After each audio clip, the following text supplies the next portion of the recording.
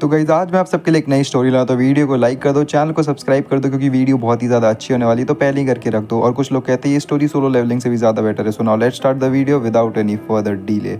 Episode की शुरुआत में हमको एक तलवार दिखाई जाती है और ये तलवार होती है इस आदमी की। और ये आदमी देखने से ही बहुत ज़्यादा खतरनाक लग रहा था। ये आदमी आने वाले हर आदमी को जो उसके सामने आता था उसको मार देता था और ये बोलता है कि ये यहाँ का राजा है, I am the king one and only. और उसके बाद ये आदमी बहुत रूथलेस तरीके से बेरहमी से सबको मार देता है। और तभी यहाँ पर नई नई टेक्नोलॉजी आ रखी होती है, तो यहाँ पे पूरे शहर को ये बॉम्बिंग करके उड़ा देता है और सभी के सभी लोग जो भी शहर के अंदर होते हैं वो मारे जाते हैं। और इस आदमी को इस बात से कोई भी फर्क नहीं पड़ रहा होता। ये आदमी 1 साल बाद सोचता है कि ये राजा हुआ करता था और ये सबसे ज़्यादा ताकतवर हुआ करता था, पर इस नई टेक्नोलॉजी की वजह से अब ये सबसे ज़्यादा ताकतवर राजा नहीं रहा। और ये सब यही सोच रहा था, पर तभी ये बेहोश होता है और इसको ऐसा फील होता है कि ये पानी के अंदर डूब रहा है। और तभी एक नई दुनिया इसके दिमाग में कहीं तो दिखती है और इसको एक आवाज़ आती है अपने मन में कि इस बार जब तुम्हें दूसरा मौका मिलेगा तो रोशनी को चुनना इस जन्म में। अब इसको कुछ भी समझ नहीं आ रहा होता, पर जैसे ही अपनी आंखें खोलता है तो ये देखता है कि इसके सामने 2 लोग होते हैं। इनका नाम रेनॉल्ड्स और एलिस होता है और ये लोग बात कर रहे थे और बहुत ज़्यादा खुश थे कि इनका बच्चा कितना क्यूट है और वगैरह वगैरह। अभी अपने आसपास देखते हैं, इसको कुछ समझ नहीं आता और ये बोल रहे थे कि ये इसके पेरेंट्स है। तो ये सोचता है कि क्या ऐसा हो सकता है कि ये वापस जन्म ले चुका है। और अब इन दोनों ने इसका नाम आर्थर रखा होता है। अब इसकी कॉन्शियसनेस तो उसके साथ थी, पर ये अपनी बॉडी को ढंग से कंट्रोल नहीं कर पा रहा था, इसलिए अब अजीब अजीब हरकतें कर देता अपनी पैंट में। उसके बाद ये सब सोच रहा था कि ये सब एक सपना चल रहा है और उठने की कोशिश करता है, पर ये सपना बहुत ज्यादा लंबा ही चल रहा था इसके हिसाब से। फिर एक दिन ये अपने फादर को देखता है जो कि पावर यूज कर रहे थे और अपनी पावर का इस्तेमाल करके पूरी की पूरी चट्टान को तोड़ देते और उनके हाथ पे चोट आती है। तो फिर एलिस जाकर रेनॉल्ड्स को हील कर देती है और उसको समझ नहीं आता कि ये सब हो क्या रहा है, क्योंकि उसकी दुनिया में तो ये सब नहीं होता था। फिर इसके फादर एक जंगल में जाते हैं वहां पे हंट करने के लिए और अपनी शक्तियों से एक बहुत खतरनाक जानवर को मार देते हैं। और ये अकेले नहीं होते, इनके साथ इनकी पूरी हंटरों की टीम भी होती है। और जब ये वापस आते हैं तो इनके हाथ में हथियार होते हैं और खून मून लगा होता है। और आर्थर ही देख के समझ जाता है कि यहाँ पर हथियार रखना अलाउड है और जब वो बड़ा होगा तो वो भी हथियार और जादू का इस्तेमाल कर सकता है, तो उसको जल्दी से बड़ा होना है। अब एलिस आर्थर को बोलती कि चलो अब तुम्हारे सोने का वक्त आ गया, पापा को बाय बोलो। अभी बताता है कि इसके पुराने लाइफ में तो इस पे कभी भी हमले हो जाते थे, इसलिए ये कभी भी चैन से नहीं सो पाया। ये लग्जरी इसको इसी लाइफ में मिल सकती, तो शायद ये सब इतना भी बुरा नहीं है। अब एक दिन क्या होता है कि आर्थर जो है वो चलने लग जाता है और वो पहली बार अपने आप को आईने में देखता है और सोचता है कि वो इतना भी बड़ा नहीं हुआ, वो अभी भी बच्चा ही है। ये सब सपना नहीं है, रियलिटी चल रही है, बड़ा नहीं बच्चा ही है। उसके बाद एक दिन जब इसकी मम्मी इसको पालने में रख के चली जाती है तो ये पालने से निकल जाता है और फिर लाइब्रेरी वाले सेक्शन में जाकर वो बुक्स ढूंढने लगता है, क्योंकि इसको पता रहता है नॉलेज ही सबसे बड़ा वेपन है। और ये बुक्स पढ़ के इसको इस जगह के बारे में पता चलता है कि 3 किंगडम्स यहाँ पे कंट्रोल करते हैं इस पूरी जगह को। पहला है डॉव्स का किंगडम जहाँ पे अंडरग्राउंड में डॉव्स रहते हैं, दूसरा है एल्फ्स का किंगडम जो डीप फॉरेस्ट में रहते हैं, और तीसरा है इंसानों का जहाँ पर ये पैदा हुआ है। पर इस जगह पर, और ये सबसे ज्यादा पॉपुलर भी है, और यहाँ पर मोनार्की चलती है और ये मोनार्की इनहेरिटेंस में मिली। यहाँ पे इन्होंने आकर कब्जा नहीं करा, इनको पहले से ही ये सब मिल रखा है। उसके बाद ये दूसरी बुक निकालते हैं और फिर इसको पता लग जाता है कि ये जगह अभी भी उतनी एडवांस नहीं हुई है टेक्नोलॉजी के मामले में, अभी भी ये यहाँ पे राजा वाजा बन सकता है। उसके बाद इसको मैना के बारे में पता चलता है कि एक आदमी का मैना ही बताता है कि वो कैसी कैसी पावर्स यूज कर सकता है। आदमी अपना मैना 2 तरीके से यूज कर सकता है। पहले तरीका होता है कि अपनी बॉडी के पावर्स को इनहैंस कर सकता है अपने मैना की मदद से और बहुत ज्यादा शक्तिशाली हो सकता है। दूसरे तरीके में आप अपने मैना को यूज करके अपने आसपास की चीजें को कंट्रोल कर सकते हो, यानी इधर उधर कर सकते हो और वगैरह वगैरह। और ये दोनों कैसे होता है, ये पूरी तरीके से बेस्ड है आपके मैना कंट्रोल पावर पे। आपको अपनी पूरी बॉडी का मैना अपने पॉइंट पर कॉन्सेंट्रेट करना होता है। अभी ये करने का ट्राई करता है आर्थर, क्योंकि पुराने लाइफ में भी ऐसा ही कुछ होता था, इंटरनल एनर्जी को कॉन्सेंट्रेट करना बॉडी के सेंटर पे, और इसको की बोलते थे।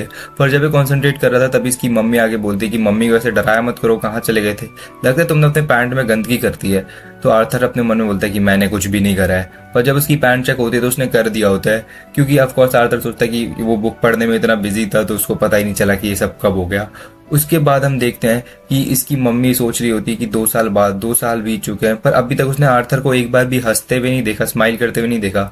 और दूसरी तरफ रेनॉल्ड्स आर्थर को तलवार से खाना चला रहा था। तो एलिस वहां पर आकर बोलती कि तुम आर्थर को ये सब क्या सिखा रहे हो, और रेनॉल्ड्स इससे बहुत ज्यादा डर जाता है और डांट खाने लगता है। आर्थर ये सब देख के सोचता है कि लगता है इस दुनिया में औरतों की ज्यादा चलती है मर्दों पे। अब एलिस आर्थर को मार्केट लेके चली जाती है, जहाँ पर आर्थर बहुत सारी नई चीजें देखता है। वहाँ पे तलवार होते हैं और इस दुनिया की कई सारी क्रिस्टल्स और बहुत सारी चीजें देखने को मिलती है, और यहाँ पर बहुत सारे लोग मैजिक यूज कर रहे थे, आर्थर वो भी देखता है। आर्थर वापस आते आते सोचता है कि मैं जानता हूँ ये मेरी दूसरी लाइफ है और ये मेरे पेरेंट्स हैं, पर आज तक मुझे तो पता ही नहीं था कि पेरेंट्स होते क्या है। मेरी किसी ने देखभाल करी नहीं। ये लोग मेरे को कितने अच्छे से रखते हैं, मेरा ख्याल रखते हैं, मेरे साथ खेलते हैं और मेरे को कितना प्यार करते हैं। क्योंकि लास्ट लाइफ में तो मैं तो एक ऑर्फनेज था, मैं अनाथालय में पड़ा हुआ था, मेरी परवाह ही नहीं थी किसी को, पर इस दुनिया में सब तो थे। और एलिस बताती है कि जो आर्थर है उसके लिए, आर्थर वो नहीं चाहती थी कि आर्थर अपने फादर की तरह तलवारबाजी या जादूगर ऐसा यूज करे खतरनाक काम। वो चाहती थी कि आर्थर बस नॉर्मल जीवन जिए सेफली। अब एक दिन रेनॉल्ड्स अपनी ताकत यूज कर रहा था और आर्थर को दिखा रहा था, तो एक पत्थर को हवा में उठाकर उसको चीथड़े उड़ा देता है। पर आर्थर सोचता है कि ये तो बकवास जादू था, क्योंकि ये तो आप अपने हाथ से भी कर सकते हो। एलिस वहां पर आती है और कहती है कि अब देखना अपने फादर का असली जादू। और फिर रेनॉल्ड्स यहाँ पर अपनी पूरी शक्ति से अपनी टांग को हवा में उठा देता है। मेरे को समझ नहीं आ रहा करना क्या चाहता था। फिर अपनी टांग को जैसे नीचे रखता है तो पूरी धरती कांपने लगती है। उसके बाद वो देखकर समझ जाता है कि उसके फादर कमाल के मैजिक यूजर है। अब एलिस आर्थर को बोलती है कि चलो अब तुम्हारे सोने का वक्त हो गया, पर आर्थर कहता है कि नहीं, मेरे को बुक्स पढ़नी है। एलिस मना करती है तो आर्थर उसको बहुत क्यूटली देखने लगता है मासूम नजरों से। तो एलिस थोड़ी देर आर्थर को बुक पढ़ने देती है। अब आर्थर जो होता है वो फिर से अपना मैना कंट्रोल करने लगता है और कहता है कि 2 साल से मैं इसकी प्रैक्टिस कर रहा हूँ और धीरे धीरे अब ये काम भी करने लग गया है। एलिस और रेनॉल्ड्स बाहर गार्डन में चाय पी रहे होते और बात कर रहे होते, पर तभी गेट के अंदर से बहुत बड़ा धमाका होता है इनके घर से। रेनॉल्ड्स एलिस को बचाने के लिए उसके ऊपर कूद जाता है और इसमें रेनॉल्ड्स की पूरी पीठ भी जल जाती है।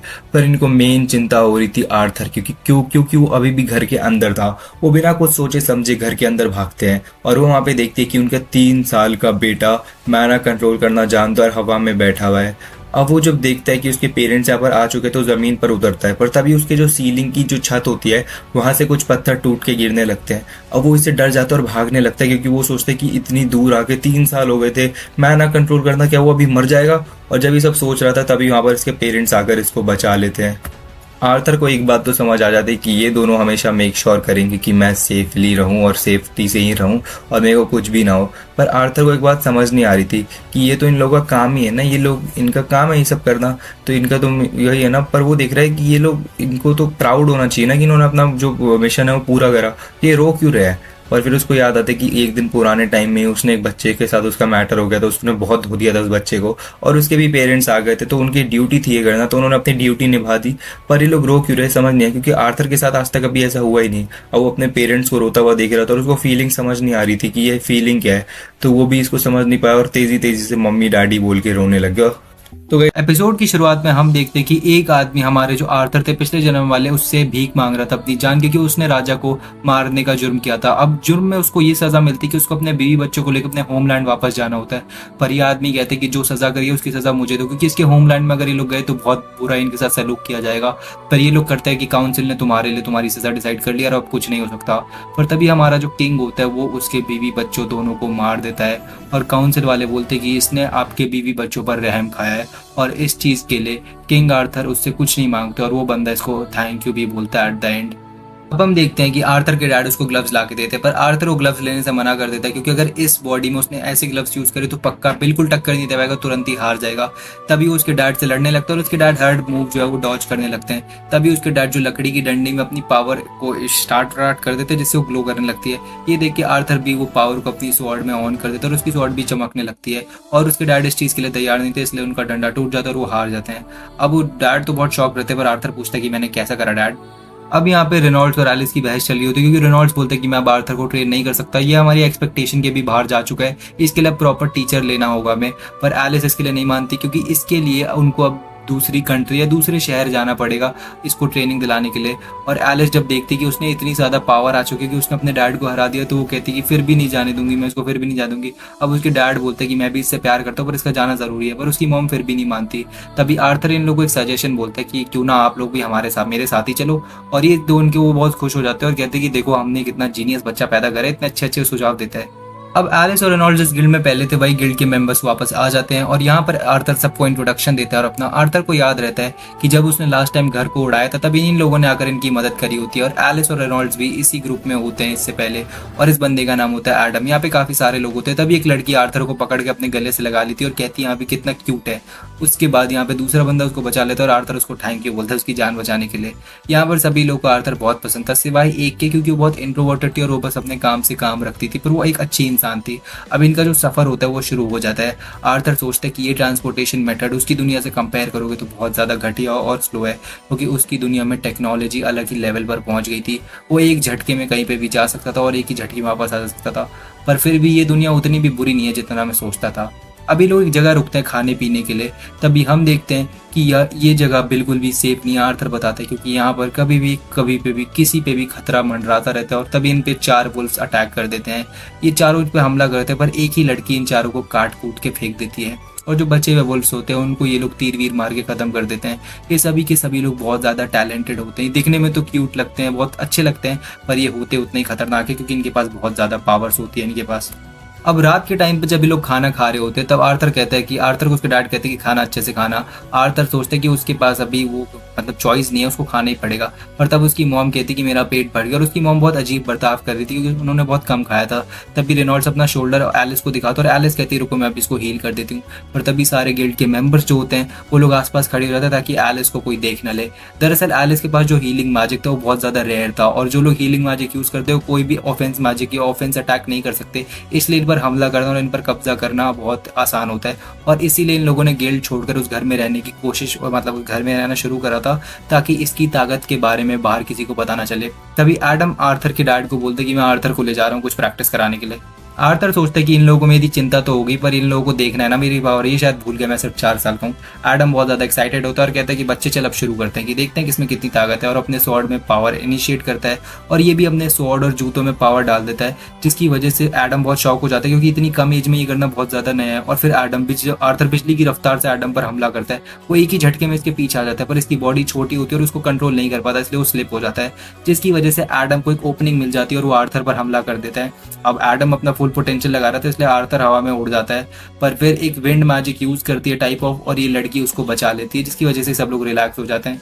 सब लोग एडम को डांट रहे होते हैं कि होल्ड बैक का कुछ मतलब पता है, बच्चे से लड़ रहा है, वो एडल्ट नहीं है। तो वो कहता है कि कौन सा एंगल से बच्चा लग रहा है, ये बच्चा नहीं शैतान है, इतनी ताकत कहाँ से आई, क्या खा के पैदा करा है इसको। तभी एक लड़की आती है और आर्थर को कहती है कि क्या तुम मुझे सिखा सकते हो जो तुमने करा। और आर्थर इसकी शक्ल देख के समझ जाते कि ये तब तक नहीं मानेगी जब तक मैं उसको चीज़ सिखा नहीं दूंगा। अब ट्रैवलिंग के टाइम पे इसकी बॉन्डिंग दिखाई जाती है सभी से, ये ट्रेनिंग करता है, अलग अलग चीज़ें सीखता है गिल्ड मेंबर से, और इस लड़की को भी सिखाता है जो उसको सीखना था। इसको सीखना था कि तेज कैसे भागते, ये वाली पावर कैसे यूज़ करता है, और वो लड़की ये सीख भी जाती है। अब इसके साथ सभी लोग बहुत घुल मिल जाते हैं। अब एक दिन जब ये लोग ट्रैवलिंग कर रहे होते हैं तभी देखते हैं कि इसकी मॉम की तबीयत खराब हो रखी थी और इसकी मॉम बहुत वियर्ड एक्ट कर रही थी। अब ट्रैवलिंग के टाइम जब ये लोग रास्ते से जा रहे होते हैं तभी अचानक इनके ऊपर तीर बरसते हैं और इन पे ऊपर बैंडिट्स हमला कर देते हैं। बैंडिट्स वो होते हैं लुटेरे डाकू। आर्थर बताते हैं कि ऐसे गंदी नाली के कीड़े हर दुनिया में होते हैं और इनकी बस एक ही जगह रहने की, वो है जहन्नुम में, इनको तुरंत ही मार देना चाहिए। तभी बैंडिट्स का जो राजा होता है वो कहते हैं कि बच्चे और इसकी जो औरत है उसको बिल्कुल भी हाथ मत लगाना, क्योंकि उसको अगर खरोच आई तो हमारा प्राइस कम मिलेगा। वो लोग इसको बेचने का शुरू कर देते हैं और तभी यहाँ पर एक युद्ध चालू हो जाता है। ये लोग बहुत ज़्यादा ताकतवर थे और ये उनको बहुत अच्छी टक्कर दे रहे थे, पर इनकी ताकत थी इनके अंदर की स्ट्रेंथ और पावर्स, पर उनकी ताकत थी नंबर्स। वो नंबर से बहुत ज़्यादा थे, ये 10 को मारते थे वो 20 आ जाते थे, इसलिए उनको हरा ही नहीं पा रहे थे। तभी हम देखते कि रेनॉल्ड्स के ऊपर बैंडिट का जो राजा था उसने हमला कर दिया था और उसको बहुत गहरी चोटें आई थी। एलिस उसको बोलती कि मैं तुम्हें हील कर देती हूँ, पर रेनॉल्ड्स इस बात के लिए मना कर देता है क्योंकि अगर तुम्हारी पावर के बारे में इनको पता लग गया तो और दिक्कत हो सकती है हमें और परेशानी होगी। वो आर्थर को कहते हैं कि अपनी मॉम को लेकर भाग जाओ। आर्थर कहता है पर क्यों डैड, मेरे पास बहुत ताकत है, आपने भी देखा है, मैं आपके साथ लड़ सकता हूँ। तो रेनॉल्ड्स कहते हैं जो तुम्हारे पास ताकत है ना उसको अपनी मॉम को और अब तुम्हारी मॉम के अंदर जो बेबी है, तुम्हारी छोटा भाई बहन, उसको प्रोटेक्ट करने में लगाओ। अब आर्थर समझ जाता है कि उसकी मॉम प्रेग्नेंट है और उसका छोटा भाई बहन उनके साथ ही है, इसलिए वो बहुत वियर्ड एक्ट कर रही थी। अब आर्थर अपनी मॉम को लेकर यहाँ से भाग जाता है। बैंडिट्स का जो राजा होता है वो बोलते हैं कि उन पर हमला करो, और तभी जो रेनॉल्ड्स होता है वो बैंडिट्स के राजा पर हमला कर देता है और 2 लोग इन दोनों को रोकने के लिए आ रहे होते हैं। आर्थर के पास कोई ऑप्शन ही नहीं होता कुछ करने का, तभी यहाँ पे गिल्ड के लोग उन दोनों को मार देते हैं और इन लोगों का रास्ता क्लियर हो जाता है। आर्थर सोचते कि पिछले जन्म में जहाँ पर वो सब लोगों को मारता फिरता था आज वो अपनी खुद की जान बचाने के लिए भाग रहा है, कितनी अजीब है ये किस्मत। और तभी अपनी मॉम को बोलता है कि मॉम आप चिंता मत करो, कुछ नहीं होगा। तभी एक मेज जो चट्टान के ऊपर खड़ा होता है वो अपनी पावर्स को यूज़ करता है और इन पर अटैक करता है। आर्थर उसको देख लेता है और अपनी मॉम को साइड में फेंक देता है, जिसकी वजह से पूरा का पूरा अटैक आर्थर पे लगता है और वो जाकर खाई में गिर जाता है। आर्थर को दिख रहा था कि क्या हो रहा है, पर तब वो सोचता है कि वो इसको छोड़ेगा नहीं, और तभी वो चाकू यूज़ करता है जिसमें स्ट्रिंग लगा होता है, और वो उस बंदे को भी खींच लेता है अपने साथ और वो भी खाई में गिर जाता है। ये लोग अपनी पूरी ताकत लगाते हैं आर्थर को बचाने का, पर ये उसको नहीं बचा पाते। आर्थर को समझ में आ रहा था उसने क्या डिसीजन लिया है अपनी जान लेने का, और उसको बिल्कुल भी इस बात का कोई गिल्ट नहीं था। अगर उसके पास वापस मौका मिलेगा वो वापस यही करेगा। उसने अपने मॉम डैड की जान बचाई है, जिन्होंने उसकी भी जान बचाई थी, और वो अपने मॉम डैड के लिए कुछ भी करेगा। पर वो सच में देखना चाहता था कि एक बड़ा भाई होना कैसा होता है। तो गाइस शुरुआत में हमें एक बच्ची दिखाई जाती है जो अपनी माँ से बात कर रही थी और उनका कॉन्वर्सेशन बहुत कंफ्यूजिंग था, जो कि मेरे को तो बिल्कुल समझ नहीं आया। उसके बाद हम देखते हैं कि एक मॉन्स्टर हमें दिखाया जाता है जिसके सामने हमारा आर्थर होता है, वो बिल्कुल भी जिंदा होता है, इसको चोट वोट नहीं लगी होती। आर्थर इसको देख के बहुत ज़्यादा डर जाता है, पर वो सोचता है कि अभी उसको डरने वरने का प्लान नहीं है और वो यहाँ पर कैसा है वो सब बाद में जान लेगा। पर अभी इसको मॉन्स्टर उसको हराने उस मॉन्स्टर पर अटैक कर देता है, पर वो मॉन्स्टर उसको एक उंगली मार के ही हरा देता है और आर्थर पीछे जाकर गिर जाता है। इसके बाद उस मॉन्स्टर बोलता है कि आर्थर तुम चिंता मत करो, मैं तुम्हारे साथ ही, अभी तुम्हें बहुत कुछ सीखना बाकी है। फिर वो उठती है और जाती है साइड में एक पेड़ के पास और वहाँ से फल तोड़ के लाती है और कहती है तुम्हें भूख लगी होगी, तुम्हें कुछ खा लेना चाहिए, और भूख नहीं भी लगी तो तुम इंजर्ड हो, तुम्हें कुछ खा लेना चाहिए। फिर आर्थर उठने की कोशिश करता है तो उसे बहुत दर्द होता है, इसलिए वो रोने लगता है। और सिल्विया कहती है अभी तो सिर्फ तुम्हें चोटें लगी है, तुम मर भी सकते थे, तो तुम शुक्र मनाओ कि तुम जिंदा हो, और जब तक तुम खाना शुरू नहीं करोगे तब तक तुम्हें कोई भी जवाब नहीं मिलेगा। ये सुन के आर्थर खाना वाना शुरू कर देता है और उसको ये फ्रूट्स बहुत ही ज़्यादा पसंद आ रहे थे। वो सिल्विया से एक ही क्वेश्चन पूछना चाहता था कि उसके पेरेंट्स जिंदा है, ठीक है कि नहीं है। तो सिल्विया बताती कि वो इस गुफा से बाहर नहीं निकल सकती है, पर हाँ उसकी देखने की नज़र बहुत दूर की है। इसके बाद सिल्विया अपने आसमान में एक पोर्टल टाइप का चालू करती है जिसमें हमें दिखाया जाता है कि वो सारे डाकू लुटेरे मारे गए थे और उसके पेरेंट्स कुछ दिन पहले ट्रिप पर वापस जो उनका सफ़र था उस पर निकल गए। और ये जान के आर्थर को बहुत ही ज़्यादा खुशी होती है और रिलीफ मिलती है। आर्थर उस मॉन्स्टर को थैंक यू बताता है, थैंक यू बोलता है, तो वो मॉन्स्टर बोलता है कि मेरा नाम सिल्विया है, और उसके बीचों बीच एक चोट लगी हुई थी, शायद एक कुछ रीज़न की वजह से इस पे लगी हुई थी और ये इसको पकड़ के बैठी हुई थी। अब कई दिन बीत जाते हैं और आर्थर के सारे घाव धीरे धीरे भरना चालू हो जाते हैं और वो स्पीड रिकवरी कर रहा होता है। और ये सब देख के सिल्विया को भी काफ़ी ज़्यादा अच्छा लग रहा था। वो जल्दी से घर जाना चाहता था, पर ये एक फॉरेस्ट के कोने में होता है जहाँ पे डाकू लुटेरे और बहुत खतरनाक मॉन्स्टर्स थे। इसके बाद हम देखते हैं कि सिल्विया उसको घर वापस भेज सकती थी, पर एक पोर्टल बनाने के लिए उसको काफ़ी ज़्यादा टाइम लगने वाला था, तब तक आर्थर को उसी के पास रहना होगा। अब आर्थर यहाँ पे ठीक हो जाता है तो वापस खेलने कूदने लगता है। अब सिल्विया बोलती है कि बच्चों को तो खेलना ही कूदना चाहिए, तो मैं ऐसे देखकर अच्छा लग रहा था क्योंकि बच्चे लाइवली अच्छे लगते हैं। इसके बाद हम देखते हैं कि आर्थर बहुत ज़्यादा अच्छा होता और सोचता था कि सिल्विया ने कभी अपने बारे में नहीं बताया कि वो दिखती तो एक मॉन्स्टर की तरह है और उसके बीचों बीच एक चोट भी लगी हुई है, शायद वो किसी लड़ाई की वजह से लगी हो, पर उस लड़ाई के बारे में उसने मेरे को कुछ बताया नहीं। वो दिखती तो मॉन्स्टर जैसी है पर एकदम उसका ऑपोजिट है, एकदम वार्म और काइंड, और उसी की वजह से आज मैं जिंदा हूँ और एकदम ठीक हूँ और उसी ने मेरे को रिकवर करा है। उसके बाद हम देखते हैं कि आर्थर जो होता है वो अपना मैना कोर वापस प्रैक्टिस कर रहा होता है। सिल्विया ये देख के बोलते कि तुम इतनी जल्दी ही मैना कोर प्रैक्टिस करना जानते हो और तुम क्या इसके बारे में जानते हो आर्थर? और आर्थर वो देखते हैं और वो शॉक हो जाता है और कहते हैं कि आप तो मैना और मैजिक को एक साथ यूज़ कर रहे हो। तो सिल्विया बताती है कि मैना और मैजिक को अलग अलग इंसान देखते हैं, मतलब इंसान अलग अलग चीज़ देखते हैं, उन दोनों को साथ में किसी ने देखा ही नहीं, पर उनके अलावा हम सारे मैना क्रिएचर्स या मैना बीस्ट आराम से इसको एक साथ यूज़ कर सकते हैं। फिर वो आर्थर से पूछते कि क्या तुम इस चीज़ को सीखना चाहोगे, और आर्थर भी कहते हैं कि हाँ मैं ज़रूर सीखना चाहूँगा। पर सिल्विया कहती कि इससे तुम और भी ज़्यादा ताकतवर हो जाओगे, पर तुम इस ताकत का इस्तेमाल किस चीज़ पे करोगे। अब आर्थर के दिमाग में वही सारी बातें वापस आने लगती है और आर्थर बोलता है कि मैं उन सारे लोगों को मार दूंगा जो मेरे फैमिली और लव्ड वंस को करेंगे कुछ। उसके बाद वो सिल्विया उसको उंगली मार के गिरा देती है और कहती है कि गलत जवाब दिया तुमने, तुम इस ताकत को किसी को मारने के लिए इस्तेमाल करने वाले हो, तुम ये सोच भी कैसे सकते हो। और फिर वो बोलते कि दुश्मन को मारने में क्या गलत है, क्योंकि उसने तो पिछले जन्म में हमेशा ऐसा ही करा था, दुश्मनों को मारा था और ऐसे ही राजा बना था। सिल्विया बताती है कि तुम्हारे दिमाग में अगर सिर्फ दुश्मन को मारने के बारे में ही सोच है तो इससे बस तुम्हारे दिमाग में नफरत और वो सारी चीज़ें भरेंगी, और मैंने शायद तुम्हें ज़्यादा ही तेज़ी से मार दिया, तुम ठीक तो हो ना? आर्थर कहता है हाँ मैं ठीक हूँ। फिर सिल्विया उसको समझाती है कि पहले तो तुम्हें बहुत ज़्यादा अच्छा लगेगा जब तुम किसी के ऊपर गुस्सा उतारोगे, नफरत अपनी निकालोगे, पर बाद में तुम्हें अच्छा नहीं लगने वाला आर्थर, और मैं तुम्हें अच्छे से भी छू सकती हूँ और फाड़ भी सकती हूँ एक ही उंगली से, तुम्हें कैसा अच्छा लगेगा? तो आर्थर कहता है आराम से छू के भाई अच्छा लगेगा। तो फिर सिल्विया बताती है कि बिल्कुल पहले तुम्हें अच्छा लगेगा, जब मैं तुम्हें वो तब ताकत दूंगी और तुम उन लोगों को मारोगे, पर एंड में सिर्फ नफरत ही रह जाएगी, और मैं तुम जैसे बच्चे को इतनी बड़ी ताकत नहीं दे सकती है इस्तेमाल करने के लिए। अब वो उससे वापस वही सवाल पूछती है कि तुम इस ताकत का क्या करोगे, तो वो बोलता है कि मैं अपनी फैमिली और लव्ड वंस को प्रोटेक्ट करूँगा। अब सिल्विया कहती है कि तुम्हारा जवाब अब बिल्कुल सही है। अब दूसरी तरफ हमें इसी की तरह एक राक्षस दिखाया जाता है जो कि सिल्विया को ढूंढ रहा होता है और कहते हैं कि सिल्विया तुम इसी जंगल में हो, तुम उससे दूर नहीं जा सकती। और उसके बाद हम देखते हैं कि उसने एक जानवर की जान भी ले ली थी। दूसरी तरफ हमें दिखाया जाता है कि उस राजा जो था पिछले जन्म में उठता है एक बिस्तर से और एक जगह जाने लगता है सुबह सुबह। सब लोग उसको किंग किंग बोल के उसकी बहुत इज्जत कर रहे थे क्योंकि वो स्ट्रॉन्गेस्ट किंग था हिस्ट्री का। अब वो जाता है एक जगह पर और अपनी तस्वीर देखने लगता है और उसको वापस के वो किंग बोलता है, तो वो कहता है कि मैं तो सिर्फ नाम का किंग हूँ, क्योंकि सारी पॉलिटिकल पावर्स तो पार्लियामेंट के पास और पॉलिटिशियंस के पास ही है। मेरे को तो बस जब युद्ध होता है तो लोगों को मारने के लिए बुलाते हैं, मेरी बस जो औकात है वो एक किलिंग मशीन से हल्की सी ऊपर रखी है इन लोगों ने। तब ये आदमी इससे बात करने के लिए आता है पर वो उससे बिना बात करे ही चला जाता है। और इसके बाद हमें वो कमरा दिखाया जाता है जहाँ पे आर्थर लास्ट टाइम था, जो उस कमरे की पूरी ऐसी तैसी हो रखी थी और उसकी तलवार जिसको वो देख रहा था वो जमीन में घुसी भी होती है। सिलेविया आर्थर को वो स्किल सिखाना शुरू कर देती है और कहती है कि जब एक बार तुम स्किल सीखना चालू कर दोगे और सीख लोगे तो तुम्हारी ताकत बहुत ज़्यादा बढ़ जाएगी। और फिर हमें एक सीन दिखाया जाता है उसके पिछले जन्म का, जहाँ पे वो बताते हैं कि मेरे पास बहुत सारी चीज़ें नहीं थी, मैं ब्लेस्ड नहीं था बहुत सारी पावर से, पर मेरा एक ही मकसद था जीतना और मैं जीत सकता था बस एक चीज़ से, की को कंट्रोल करके। और अब हमें प्रेजेंट सीन दिखाए जाते हैं जहाँ पे आर्थर वो कंट्रोल मैन और मैजिक को एक साथ यूज़ करना सीख लेता है और ये चीज़ देखकर आर्थर भी खुश होता है और सिलेविया भी काफ़ी ज़्यादा खुश होती है। और तभी सिलेविया आर्थर के ऊपर हमला कर देती है, उसको साइड में धकेल देती है पत्थर के पीछे और फिर वो उससे बोलती है कि प्लीज़ 1 सेकंड के लिए भी एक भी आवाज़ मत निकालना।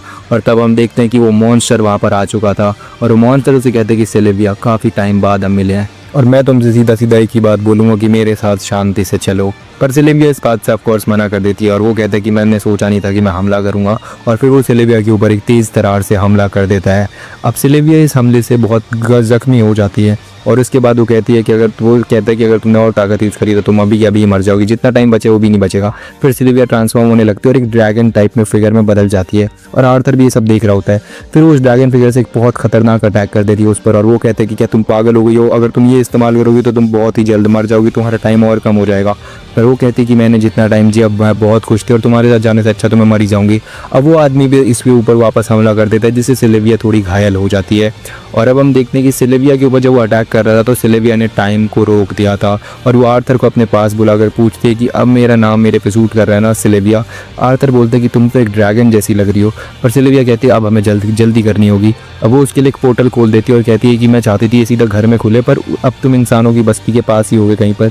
सिलेविया बोलती है कि तुम मेरी ताकत का क्या करोगे। आर्थर वही बोलते हैं कि मैं तुम्हारी ताकत से अपनी फैमिली को प्रोटेक्ट करूंगा। उसके बाद सिलेविया का घाव वो देखता है जो कि और बढ़ चुका था। इसके बाद सिलेविया उसको कुछ तोहफे देती है, वो उसको एक फेदर देती है और कहती है कि उसको हमेशा अपने से लगा कर रखना, ये तुम्हारे हमेशा प्रोटेक्ट करेगा। उसके बाद उसके हाथ पर एक किस करती है जिसकी वजह से उसके हाथ पे एक टैटू जैसा बनने लगता है।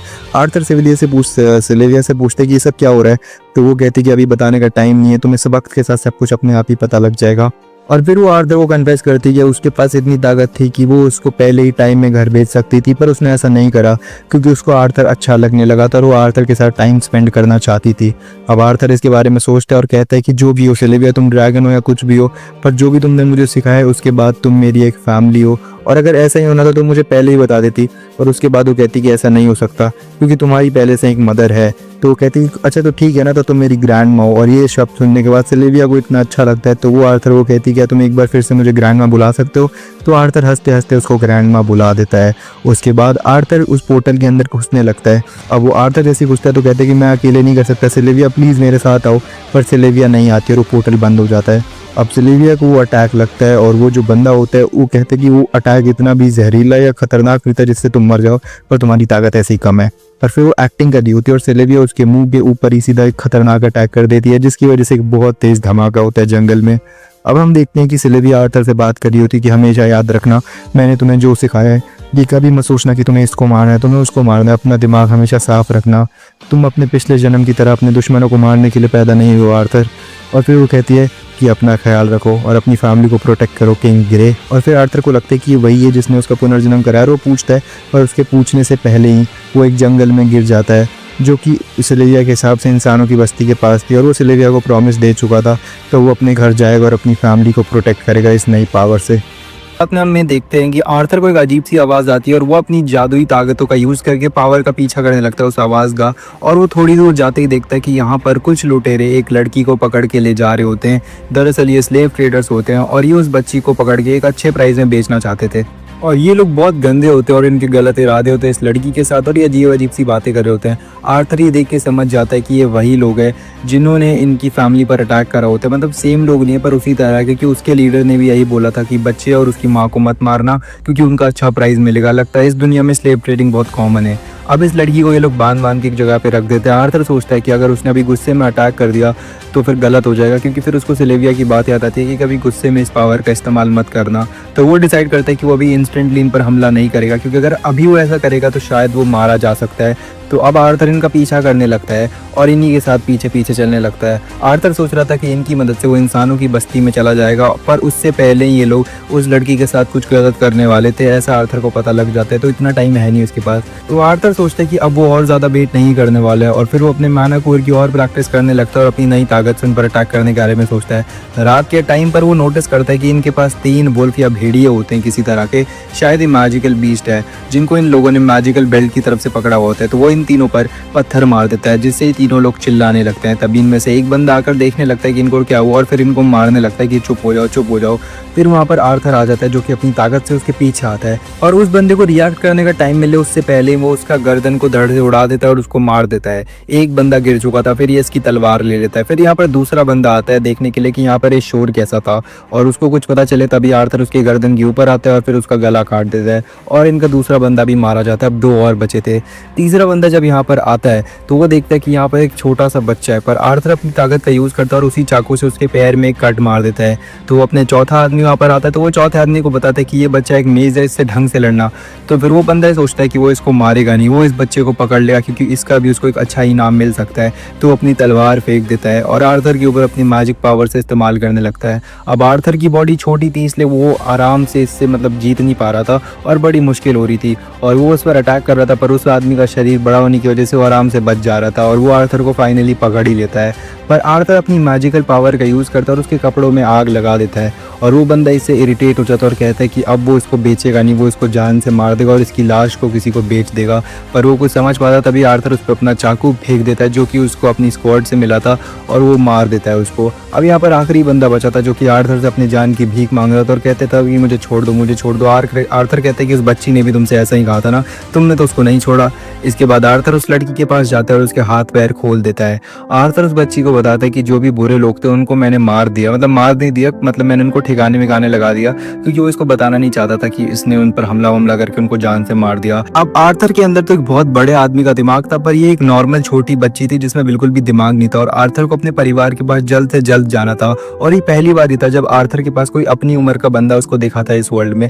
तो वो उसको बताती है कि उस वो बुरे लोग कहाँ गए, तो वो बोलते हैं कि वो बुरे लोग अब तुम्हारा पीछा नहीं करेंगे और आर्थर यहाँ से जाने लगता है। पर ये लड़की उसे बोलती है कि तुम मुझे छोड़ के नहीं जा सकते, तुम में दिमाग नहीं है, तुम एक औरत को ऐसे खुले मैदान में छोड़ के जा रहे हो। तो आर्थर कहते हैं कि उसको घर जाना और वो लोग पीछा नहीं करेंगे। तो ये कहती है तुम्हें समझ नहीं आता क्या, मैं बोल रही हूँ मत जाओ तो मत जाओ ना, मेरे साथ रहो।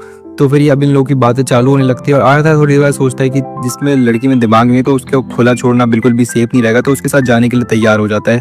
और फिर लोग बात करने लगते हैं कि इसका घर कहाँ पर है, पर इस लड़की को पता नहीं होता इसका घर कहाँ पर है। ये बस आर्थर को एक डायरेक्शन बता दे कि अगर इस डायरेक्शन की तरफ हम जाएंगे तो हम अपने घर पे पहुंच जाएंगे, मेरे घर पे।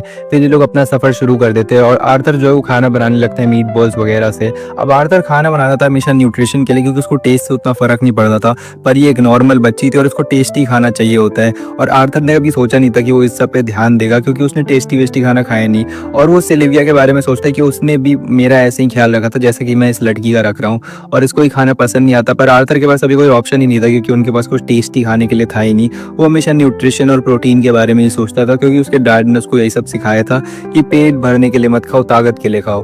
उसके बाद हम देखते हैं कि आर्थर पेड़ पे चढ़ के देखता है तो उसका घर अभी भी दूर दूर से नहीं दिख रहा था। और सिल्विया को फायर फ्लाइज दिखते हैं जो कि उसके किंगडम में यूज होते थे, मतलब खेलने वेलने के लिए। और एक फायर फ्लाई आर्थर के कान के पीछे भी लगा देती है और ये लोग अब अच्छे दोस्त बनने लगते हैं। आर्थर को जल्द से जल्द अपने घर पहुंचना था, क्योंकि उसको देखना था उसके मॉम डैड किस हाल में है। पर तभी वो देखता है कि उसके पीछे एक मैजिकल बीस्ट यानी वही भेड़िया आ चुका था जिसको इन लोगों ने नहीं मारा था और अब वो पछता रहा था कि इसे मार ही देना चाहिए था। टेंट के बाहर आर्थर कहता है कि वो पहरेदारी करेगा और ये लड़की अंदर जाके सो जाए। पर वो लड़की बोलती है कि मेरे दादाजी ने कहा था कि मैं किसी लड़के के साथ ना सोऊं, पर तुम हो तो तुमने मेरी जान बचाई है, तो मैं तुम्हारे बारे में नहीं बताऊंगी। तो आर्थर कहता है कि नहीं, मेरे को नींद नहीं आ रही, तुम अंदर जाके सो जाओ, मैं पहरेदारी पहरेदारी करूंगा। तो ये कहती है कि अगर तुम बाहर रहे तो लोग वो सोचेंगे कि ये तो बच्चा और तुम पर हमला कर देंगे। तो आर्थर कहता है कहीं तुम्हें डर वर तो नहीं लग रहा। तो ये कहती है जितना बोला उतना करो ना, डर वर क्या होता है, मुझे डर वर नहीं लगता। उसके बाद ये अंदर आ जाते हैं और ये बोलती है कि मुझे अकेला छोड़ के मत जाना, और आर्थर भी टेंट के अंदर ही आकर पहरेदारी करने लगता है। अब हम देखते हैं कि वो लड़की तो सो जाती है और आर्थर सोचता है कि ये कितनी बच्ची, एक आइडियल बच्ची जैसा बिहेवियर है इसका। मतलब मैंने सोचा नहीं था कि एक बच्चा ऐसा बिहेव करता है, क्योंकि मैंने ऐसा बिहेव कभी करा ही नहीं। क्योंकि आर्थर एक ऑर्फनेज था, उसको अपना ख्याल हमेशा रखना था, वो बहुत बड़ा किंग था। अब इन लोगों का सफर वापस चालू हो जाता है और ये धीरे धीरे इनकी बॉन्डिंग और अच्छी होने लगती है। फिर ये लोग अपना नाम भी एक्सचेंज करते हैं। इस लड़की का नाम था टेसिया और वो अपना नाम बताता है कि उसका नाम आर्थर था। आर्थर उस लड़की को अकेला छोड़ ही नहीं सकता था। सारी बुरी चीजों के बारे में भूल चुकी थी कि वो स्लेव ट्रेडर्स थे, ये पकड़ी गई थी वगैरह वगैरह। और अब आर्थर को इसको जल्दी से जल्दी घर छोड़ना था, क्योंकि उसको बीच रास्ते में छोड़ नहीं सकता। और तभी आर्थर के सीने में जो दर्द हो रहा था वो धीरे धीरे बढ़ता ही जा रहा था। ये दर्द हमेशा से ही हो रहा था और अब इसकी फ्रीक्वेंसी बहुत ही जल्दी जल्दी आने लग गई थी। पहले कभी कभी आता था, बहुत जल्द जल्द आने लग गया है। अब टेसिया इसका दर्द देखकर थोड़े हर्ब्स वर्ब्स और मेडिकल चीजें लाने लगती है। तभी वहाँ पर वो भेड़िया आ जाता है और आर्थर सोचता है कि उस पर हमला करने के लिए, और टेसिया भी यहाँ पर आ जाती है। आर्थर बोलता है कि उसको कि दूर रहो, ये तुम पर हमला कर देगा। पर वो वुल्फ इनके लिए खाना वाना लाया होता है और वो एक मरे हुए जानवर को इनके पास रखकर चुपचाप यहाँ से चला जाता है। एक अच्छा भेड़िया था।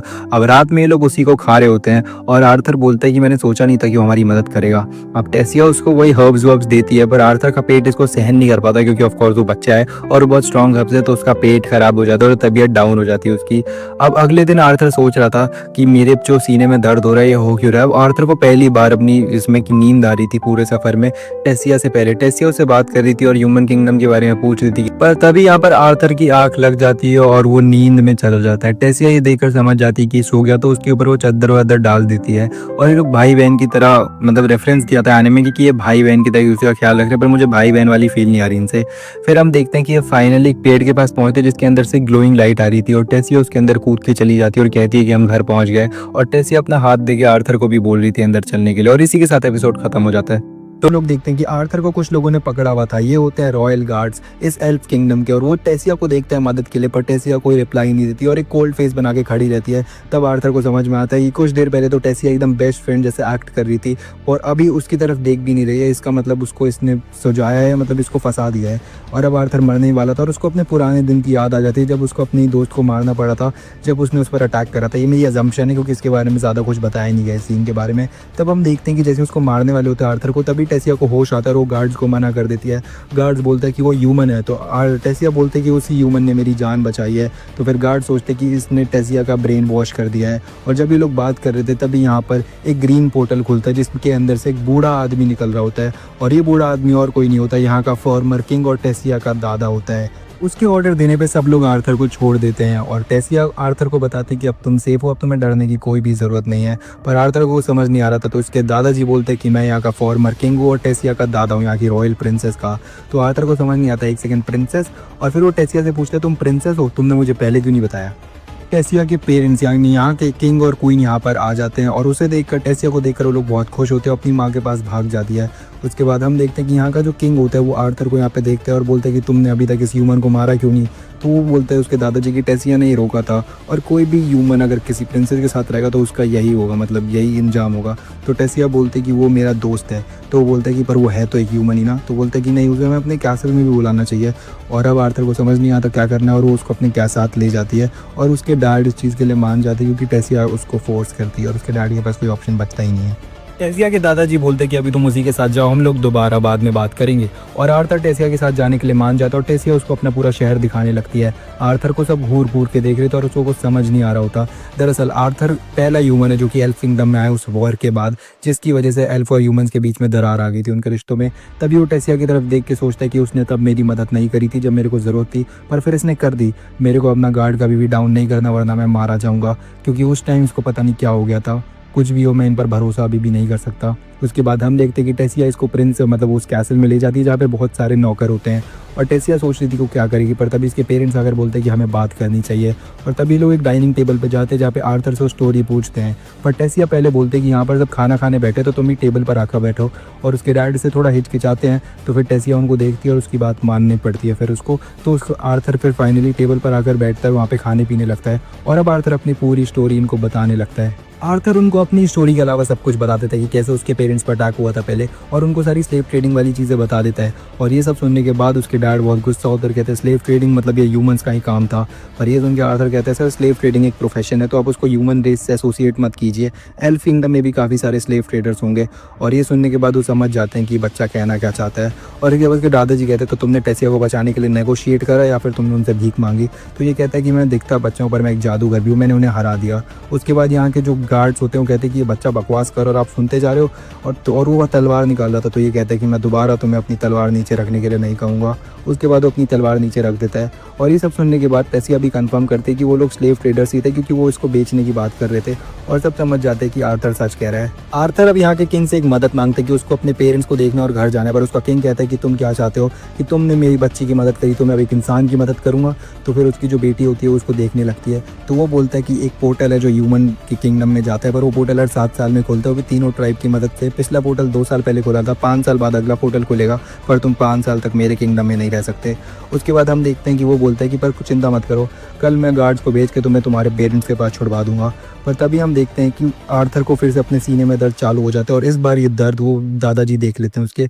आर्थर नहाते टाइम सोच रहा था कि सिल्विया तुमने क्या कर दिया, प्लीज़ मुझे बचा लो, ये दर्द अब मुझसे सहन नहीं हो रहा है। रात के टाइम पर आर्थर पैलेस में घूम रहा होता है और वो आसमान की तरफ देखता है और सोचता है कि चलो यार बहुत लंबा दिन था आज का। और फिर वो टेसिया और उसके पेरेंट्स को एक साथ देखता है, जो कि बहुत खुश थे टेसिया को वापस पाने के बाद। उसके बाद वो सोचते हैं कि क्या उसके पेरेंट्स भी उसको देखने के बाद ऐसे ही खुश होंगे, या फिर वो उदास हो जाएंगे, या फिर उनको अभी कैसे जी रहे होंगे। उसको अपने पेरेंट्स की चिंता हो रही थी कि वो सेफ तो होंगे ना कम से कम।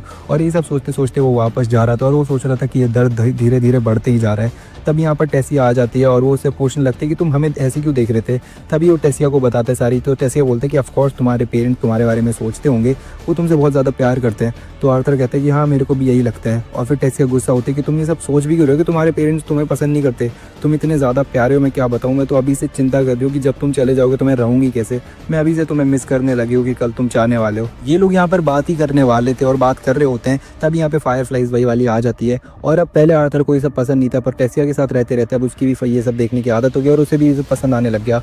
और इसी में उसको अपने पेरेंट्स भी नजर आने लग गए थे। और अब आर्थर बहुत ज़्यादा यूज्ड हो गया था इन सब चीज़ों से, और उसको भी सब अच्छा लगने लगा था। पर तभी कुछ अटैक होता है उस टेसिया पर, वो टेसिया को रोक लेता है, मतलब उस अटैक को, और वो हमला कर देता है। पर वो उसके दादाजी होते हैं। तो आर्थर कहता है कि आप अपनी पोती को मारना चाहते हो, आप पागल हो। तो कहता है कि मैं मारना नहीं चाहता था, मैं टेस्ट कर रहा था तुम्हारी एबिलिटीज़ को, और मैं शायद अब मानता हूँ कि तुमने उन रेडर्स को हरा दिया होगा क्योंकि तुम में लड़ने की ताकत है। उसके बाद टेसिया कहते हैं कि आप लोग इसको बुली करना बंद कर दो। पर उसके दादाजी टेसिया को पीछे जाने के लिए बैठते हैं और आर्थर को एक तलवार पकड़ा देते हैं। वो तलवार लेने के बाद वो टेसिया को अपनी जादुई ताकतों से पीछे बैठते हैं, क्योंकि टेसिया से मारने की, तो और इनकी लड़ाई शुरू हो जाती है दोनों की। आर्थर उन पर हमला करता है, पर वो मास्टर होते हैं अपने किंगडम के, तो ऑफकोर्स वो बच रहे होते हैं बड़े आसानी से। उन्होंने काफ़ी जंग लड़ी है बड़े बड़े लोगों के साथ, और आर्थर तो अभी बच्चा ही था। और वो आर्थर पर अटैक करते हैं, पर वो उतना अटैक नहीं कर रहे थे, सिर्फ डिफेंस ही कर रहे थे। आर्थर को समझ नहीं आता क्यों करेगा, वो उन पर अटैक करते हैं, पर वो तलवार ही तोड़ देते हैं। तलवार का एक टुकड़ा टेसिया को लगने वाला होता है, पर आर्थर अपनी पूरी तलवार उस पर फेंक देता है और टेसिया को बचा लेता है। और अब आर्थर बेयर हैंडेडली सिर्फ मैजिकल पावर यूज़ करके उसको हराने की कोशिश करता है, पर उसके दादाजी बच जाते हैं। और इसके बाद आर्थर किसी तरीके से उनका फोरहेड छूने में सक्सेसफुल हो जाता है, और उसके दादाजी को यकीन नहीं होता कि वो फॉर्मर किंग का सर छू कैसे सकते हैं, मतलब इसमें इतनी ताकत है। और कहते हैं राउंड 2 की शुरुआत करते हैं हम।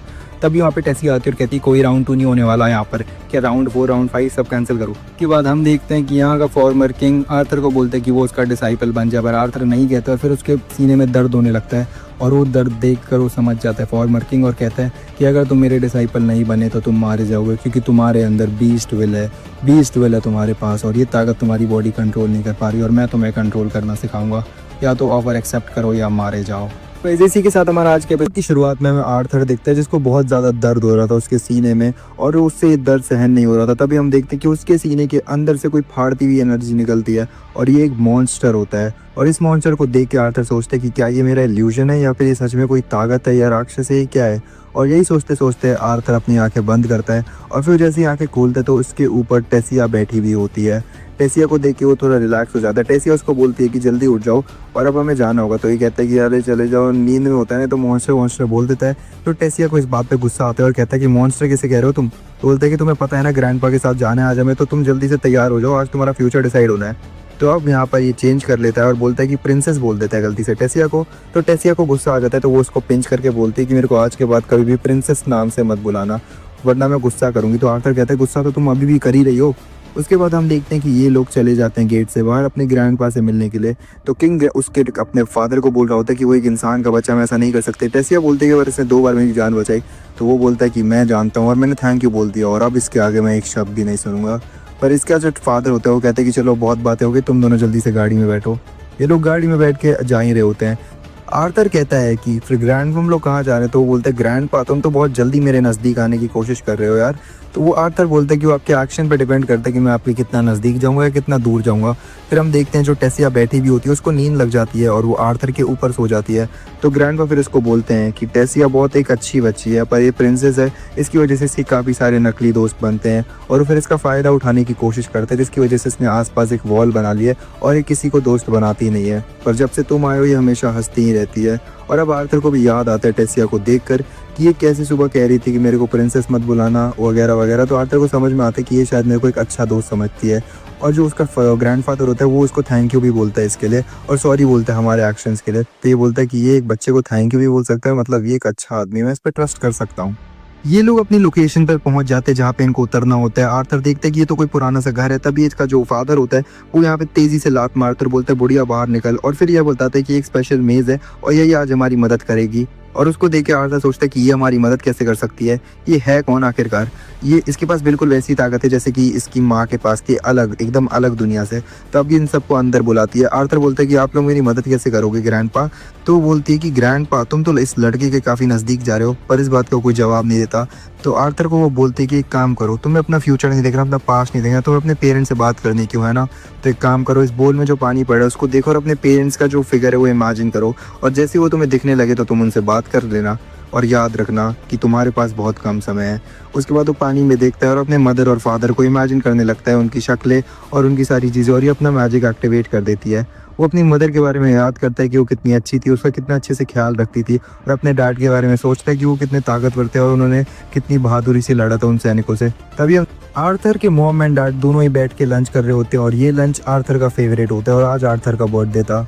अगर उस दिन मैंने उसको बोला नहीं होता कि अपनी मॉम को प्रोटेक्ट करो तो आज ही नहीं होता।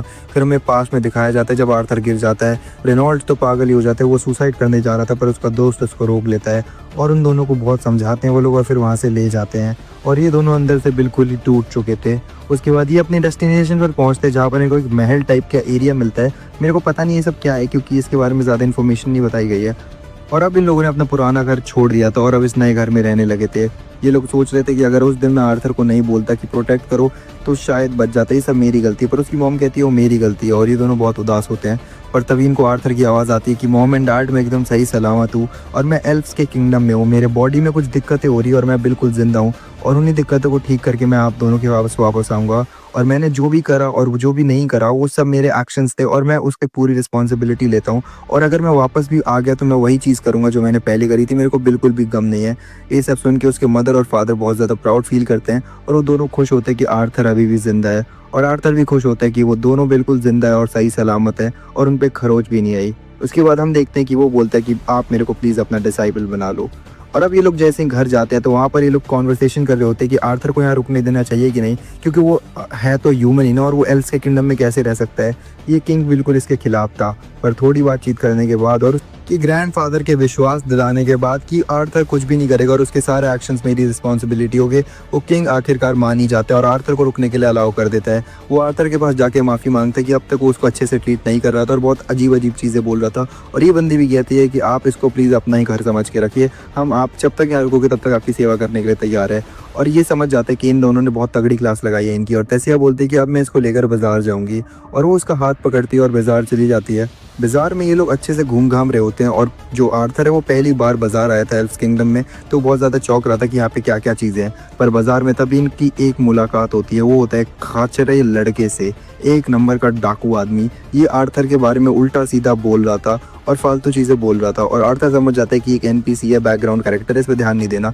पर फिर आर्थर को गुस्सा आ जाता है, वो टेसिया के पास आता है और कहता है कि क्वीन क्या प्लीज़ आप मेरे साथ चलेंगी, क्योंकि आप ह्यूमन के साथ रहेंगी तो ये अच्छा नहीं लगेगा। पर टेसिया इससे मना कर देती है और आर्थर भी इसके नाम वाम का मजाक उड़ाने लगता है और कहते हैं कि आपका जो भी नाम है हम जा रहे हैं और आपकी उम्मीद है कि आप वापस कभी नहीं मिलेंगे। ये बोल के वो जैसे ही यहाँ से जा रहा होता है तभी वो बंदा गुस्सा हो जाता है और कहता है कि रुको, मैं तुम्हें एक ड्यूल के लिए चैलेंज करता हूँ। तो तो टेसिया बोलती है कि तुम्हारा दिमाग खराब है क्या, ये अभी नया है। तो ये कहता है कि इसने मेरे प्राइड को हर्ट किया और प्राइड को हर्ट करने का मतलब है ड्यूल, तो मैं एकदम सही कर रहा हूँ। और वो ड्यूल के लिए हाँ बोल देता है। और आर्थर बोलता है कि ये सब चल क्या रहा है, पर वो भी ड्यूल के लिए हाँ बोल देता है क्योंकि आसपास वो देखता है कि लोग इसको रोक नहीं रहे। इसका मतलब ड्यूल यहाँ पे बहुत ज़्यादा नॉर्मल चीज़ है। और टेसिया होती है इनकी जज और इनका ड्यूल स्टार्ट हो जाता है। और फिर हम लोग देखते हैं कि ये बंदा इस पर अटैक करने लगता है जैसे ड्यूल स्टार्ट होता है, पर आर्थर बिना किसी मैजिक के सिर्फ एक इसको मुक्का जड़ देता है जिसकी वजह से इसका मुंह टूट जाता है और ये बहुत दूर जाके गिरता है। और आर्थर बोलता है कि शायद मैंने इसको थोड़ा तेजी से ही मार दिया। टेसिया बोलती है कि मुझे पता था यही सब होना, इसलिए मैं मना कर रही थी। और फिर वो आर्थर का हाथ पकड़ती है और यहाँ से उसको ले जाती है। टेसिया और आर्थर अब बहुत ज़्यादा अच्छे दोस्त बन चुके थे और इनकी बॉन्डिंग काफ़ी ज़्यादा धीरे करते हुए बहुत ज़्यादा बढ़ गई थी और अभी बेस्ट फ्रेंड्स बन चुके थे एक तरीके से।